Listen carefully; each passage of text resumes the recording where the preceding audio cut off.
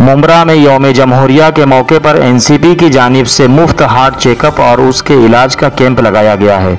जहां किसी को भी जांच के दौरान कोई भी मर्ज की तशखीस हुई तो उन्हें थाना के मशहूर अस्पताल हॉरिजॉन में मुफ्त इलाज कराया जाएगा। इस बात की जानकारी एनसीपी के मकामी सदर शमीम खान ने दी। उन्होंने बताया कि आज कैंप में सुबह से ही लोगों का हार्ट चेकअप कराने की भीड़ उमड़ी हुई है। ये कैंप एनसीपी के तनवर नगर के दफ्तर में लगाया गया है। देखें ये रिपोर्ट।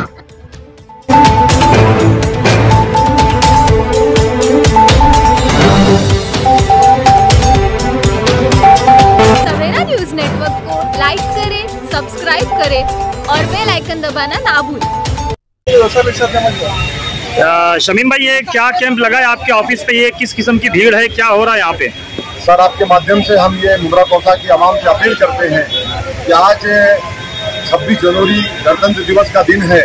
इसको देखते हुए हमारे नेता डॉक्टर जितेंद्र आवाज साहब की जानिब से आज प्राइम हॉरिजॉन की जानिब से यहाँ पे सर ये मुफ्त कैंप चल रहा है, जिसके अंदर अगर हम बताएं आपको सर, इसमें ईसीजी है, एंजियोग्राफी है, एंजियोप्लास्टी है, किडनी स्टोन है।